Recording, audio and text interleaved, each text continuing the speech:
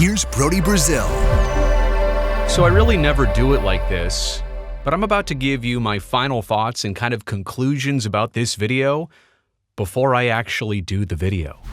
I really think the NHL to Salt Lake City makes a lot of sense in an isolated respect. When you look at the market and the opportunity and the potential, of course, a lot of good things about it. But the real question lies in the bigger picture. How does this puzzle piece fit with everything else going on with the NHL? So let's talk about expansion to Utah. This is a huge push right now in Salt Lake City.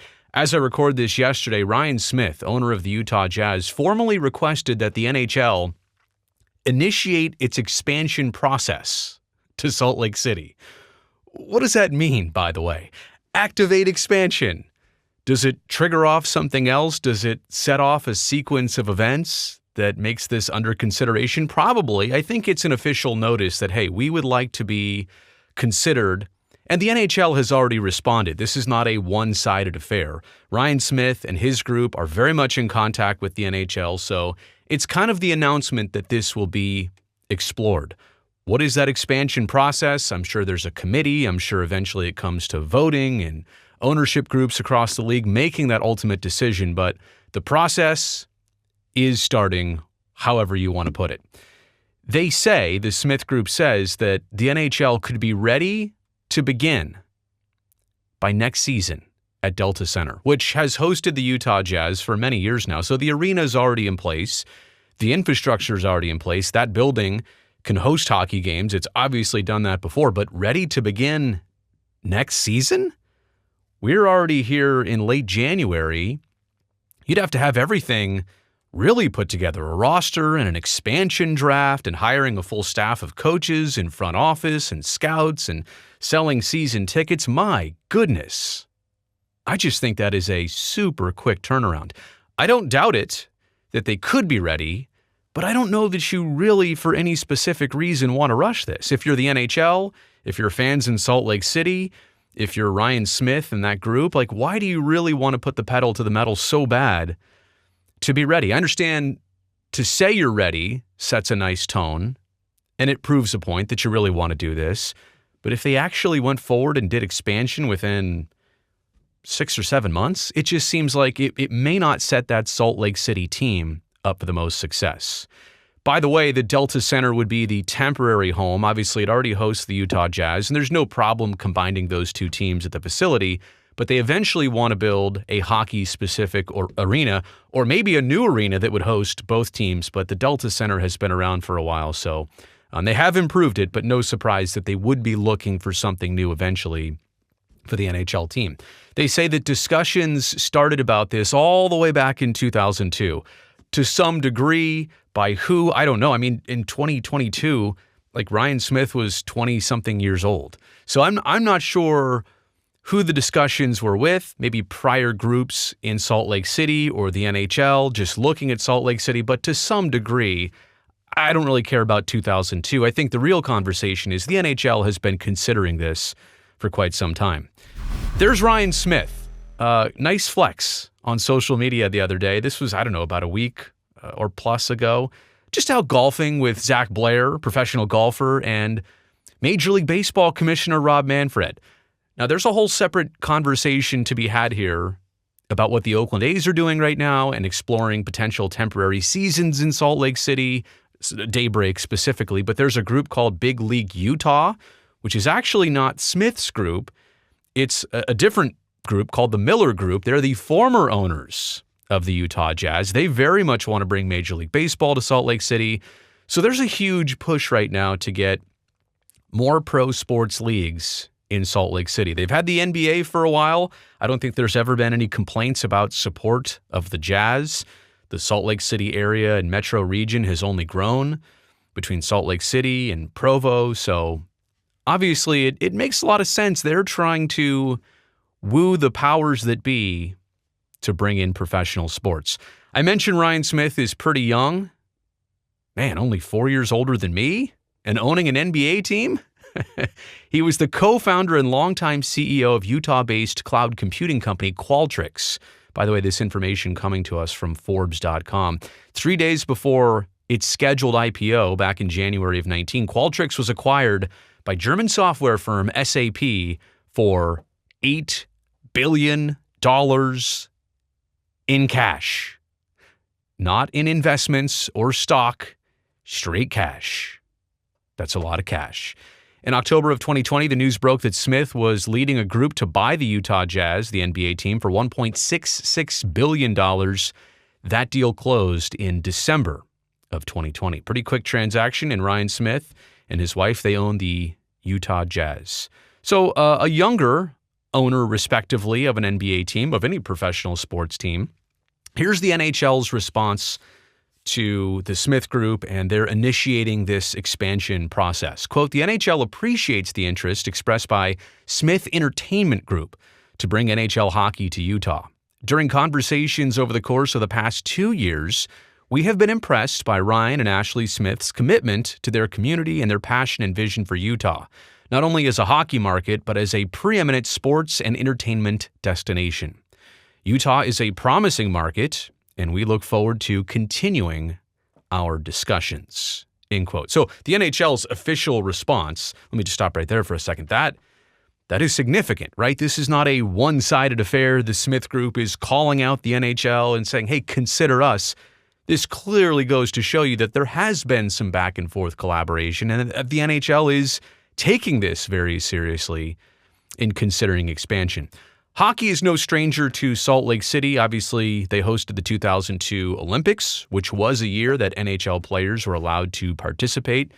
You're probably aware of the fact that not every Olympics, there's a work and a labor agreement which allows NHL players to stop the season and go participate in the Winter Olympics. The Delta Center over time has hosted 5 NHL preseason games, including most recently this past year, the San Jose Sharks. Did they play the Ducks or Kings or Golden Knights? I can't even remember. I remember it was early October, but they did play an NHL preseason game this season. I don't know that the setup is optimal. It's one of those arenas kind of like in downtown Phoenix where the Suns play, how maybe one end of the seats needs to be completely removed, and then there's that awkward second deck, can't see the whole rink situation. But look, it could easily temporarily host an NHL team. It would not be the worst venue we've ever seen for NHL hockey in a temporary basis. And I think the proof is that it's got the ice plant, it's got the ice making facility, it's got the hockey setup. It can do just fine as a hockey facility for a temporary time being. Salt Lake City has previously hosted an IHL team, and they currently have an ECHL team that's the affiliate of the Colorado Avalanche, which is amazing that Salt Lake City would be going from an ECHL city, not even an AHL city, straight to the NHL. You know, there's no step up there. You're going from ECHL right to the NHL potentially. They also right now have a bid in to host the 2034 Winter Olympics, so you can see how brand new hockey arena makes sense for the Olympic bid. It all kind of goes together if, obviously, it can be funded and put together and structured the right way. So here are my takeaways. I kind of gave this away at the beginning, and it's actually the last thing I'll get to here, the symmetry of the NHL right now at 32 teams and 4 8-team divisions. I got to do my math. 8, 16, 24, 32, right? So you have it perfect, finally, after adding Las Vegas and Seattle in recent years. You've got the NHL all laid out at 32 teams, but I digress. I'll get to that in just a second. My number one takeaway is how serious Utah is getting about these pro sports teams. Like I said before, the Miller Group is trying to impress the A's, trying to get them to come to their new stadium that they're building for 2025 in Daybreak. It's a small venue. It's meant for the AAA team. It seats 7,500, but they're trying to get the A's temporarily there. I wouldn't be surprised if they're also trying to get the A's there on some kind of more permanent basis. If Oakland isn't going to work out and Las Vegas is having its challenge, they'll just say, hey, come sleep over at our house for a while and just see if you like it here. We'll see. So the Miller Group very much on the A's chase and Major League Baseball's chase. The Smith Group is the ones here looking for an NHL team. So the NHL's already at 32 teams. My first question about this is you can't just go from 32 to 33 permanently, right? And The NHL had the odd number situation for a while when they added Las Vegas before they added Seattle. So I'm not saying that this needs to happen, but you do at the same time, but you do need to have in mind what your next step is going to be, when it's going to be, and where it's going to be. So is the next step that would make it 34, would that be Houston? Would that be Atlanta? Would that be somewhere north of the border? Would that be somewhere in the United States? Would it be out east, right? If you're going one west, one east, but then you have the issue of, okay, 34 teams, but now we're at that odd number of east and west. Right now, you've got even numbers all the way around. 8 teams, 4 divisions, 2 conferences, 32 total teams, all even numbers. So from a playoff standpoint and from a fairness standpoint, and the NHL loves its parity.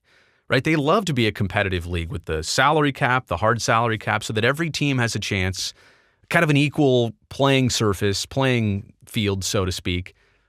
But this would kind of make it interesting to have a bigger division, a bigger conference, at least temporarily. You'd be lopsided in one direction. So geographically, what do you do next?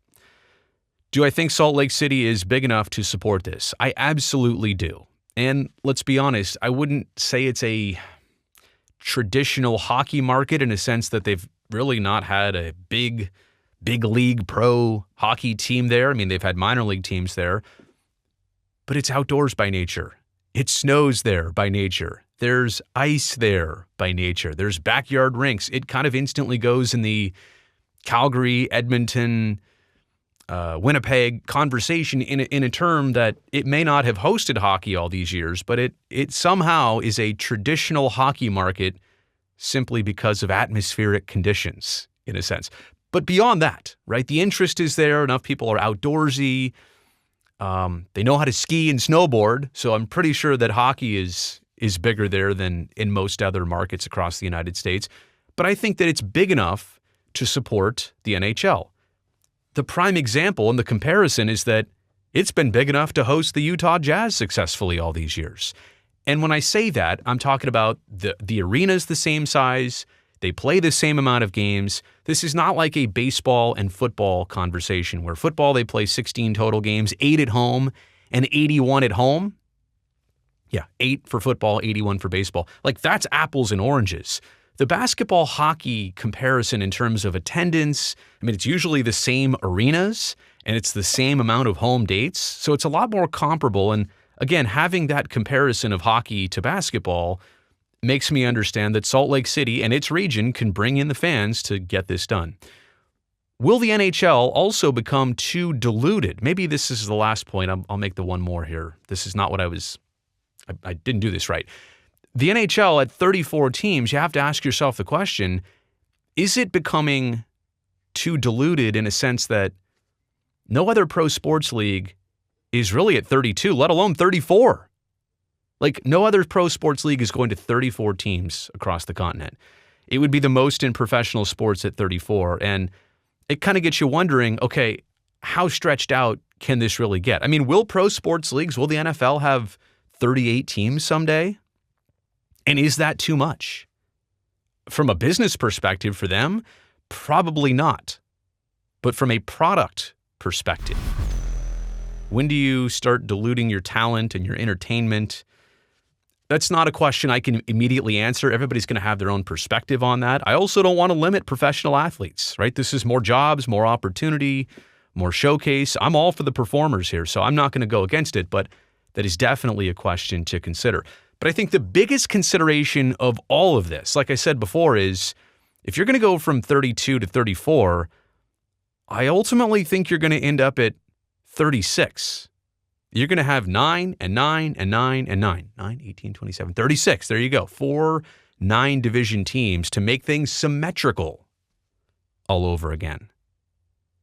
Leagues usually love that symmetry for playoff purposes and odds and things like scheduling and all of the above and the competitive nature. So I think the problem is if you do this, you also have to figure out the 3 next steps. And I don't know that anybody is even ready for this. I mean, next season? It's almost February. You'd literally be opening training camps in September. I mean, you have 6 months to get this done. and not to mention throw in an expansion draft and all the other things that would need to take place. So it seems rushed. I'm okay with the idea. I don't know that optimally it happens this next season. I think optimally it's just one more season away. Give it time. Do it the right way.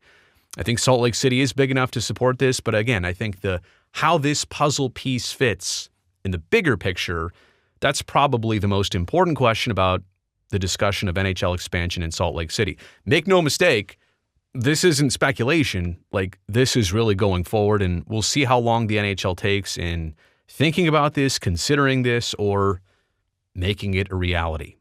You made it here to the end of the video. You know I appreciate that. Thumbs up down below. Also, don't forget to subscribe to the channel so I can definitely see you back here next time.